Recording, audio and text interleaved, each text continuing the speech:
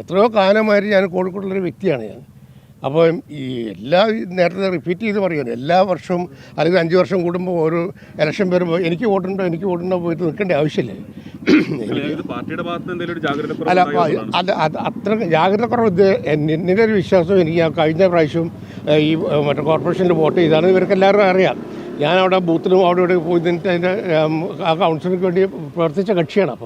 അപ്പോൾ അതിൽ സംശയത്തിൻ്റെ കാര്യ സംഭവങ്ങളൊന്നും എനിക്ക് ഒരാളെ കുറ്റം പറയുക. ഇനിയിപ്പോൾ അഥവാ വീഴ്ച വന്നിട്ടുണ്ടെങ്കിൽ തന്നെ എൻ്റെ വോട്ട് നിശ്ചയിക്കാൻ ആർക്കാണ് അവകാശം? ഞാനിവിടുത്തെ പൗരനല്ലേ. അപ്പോൾ ഇവിടെ നിന്നിട്ട് ഞാനിപ്പോൾ എൻ്റെ വോട്ടിന് വേണ്ടി ഞാനിപ്പോൾ എൻ്റെ ഈ ഭരണസമിതി അല്ലെങ്കിൽ നമ്മളെ സംഘടനയിലെ വീഴ്ച വന്നതല്ല കാര്യം. അങ്ങനെ വീഴ്ച വന്ന് ഞാൻ വിശ്വസിക്കുന്നില്ല. കാരണം എന്താണെന്ന് വെച്ചാൽ ഞാനിവിടെ ജനിച്ച് വളർന്നൊരു പൗരനാണ്.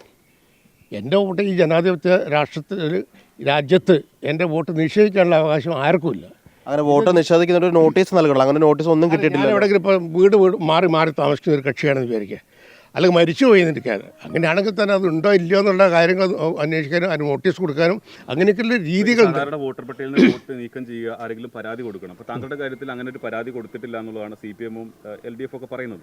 പരാതി കൊടുക്കാൻ പറഞ്ഞത് ഇന്നലെയല്ലേ ഇതിൻ്റെ സംഭവം തിരിച്ച് വരുന്നത്. കാരണം എനിക്ക് വോട്ടുണ്ടെന്നുള്ളത് ഞാനും പൂർണ്ണമായിട്ട് വിശ്വസിക്കുന്നുണ്ട്. എൻ്റെ മറ്റേ കോൺഗ്രസ് പാർട്ടിയുടെ എൻ്റെ നേതാക്കളും എല്ലാവരും വിശ്വസിക്കുന്നുണ്ട്. പിന്നെ അതിന് പ്രത്യേകമായിട്ട് പെട്ടെന്ന് എടുത്ത് നിൽക്കേണ്ട കാര്യമുണ്ടെന്ന് തോന്നിയിട്ടില്ല. അപ്പോൾ പറയൂ. വിനോദൻ്റെ ഭാര്യയ്ക്കും മകൻ്റെയും വോട്ട് വെട്ടിയിട്ടില്ലേ? മോനുമില്ല. ഞാൻ ബംഗ്ലാദേശിൽ നിന്ന് വന്നതെന്ന് എനിക്ക് തോന്നുന്നത്, അല്ലെ പാകിസ്ഥാനിൽ നിന്ന് വന്നത്. അപ്പോൾ ആർക്കും വോട്ടില്ല.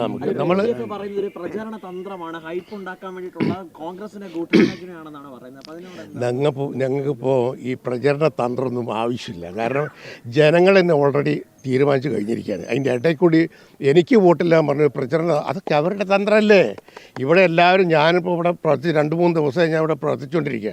ജനങ്ങളുടെയും ഏത് പാർട്ടിയുള്ളതാണെങ്കിൽ അല്ലാത്തവരുടെ പ്രതികരണം എന്താണെന്ന് വെച്ചാൽ കുറച്ച് കാലം ഇതിനൊരു മാറ്റം വന്നേ പറ്റൂ, സഹിച്ച് മടുത്തു എന്നാണ് ആൾക്കാർ പറയുന്നത്. ഏത് തിരുവനന്തപുരത്തെ അത് തന്നെ ഞാനത് തന്നെ വിശ്വസിക്കുന്നു. കാരണം നടപടി പ്രതീക്ഷിക്കുന്നുണ്ട്. തീർച്ചയായും കോടതി നിയമമുള്ളൂ ഇനിയിപ്പോൾ നമ്മൾക്ക് സാധാരണക്കാരൻ്റെ ആശ്രയം. ബാക്കിയൊന്നും വിശ്വസിക്കാൻ പറ്റാത്ത അവസ്ഥയിലേക്ക് പോയിക്കൊണ്ടിരിക്കുക. ഭീകരമായ അന്തരീക്ഷത്തിലേക്കാണ് ഓരോ പാർട്ടിയും നേരും. കാരണം ബീഹാറിലെ കാര്യങ്ങളൊക്കെ നമ്മൾ പാലിക്കും. എൻ്റെ ഒരു വോട്ട് നഷ്ടപ്പെട്ടപ്പോൾ എനിക്കും എൻ്റെ പാർട്ടിക്ക് ഇത്ര വികാരപരമായിട്ട് ഉണ്ടെങ്കിൽ ഒന്ന് ആലോചിച്ചു.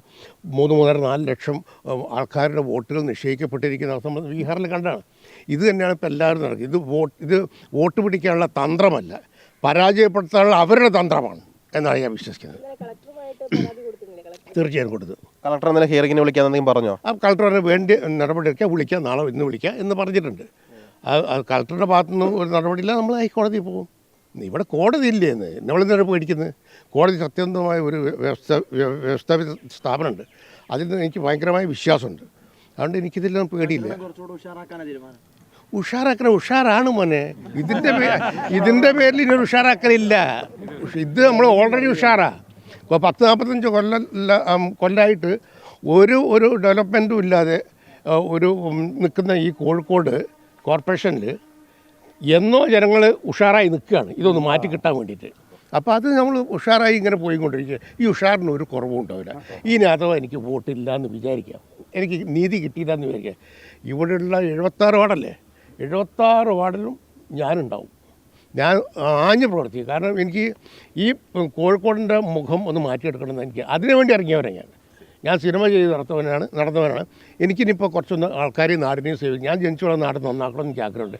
അതിനുവേണ്ടി ഇറങ്ങി തിരിച്ചാൽ ഇതിൻ്റെ ഒരടി പിന്നോട്ടില്ല.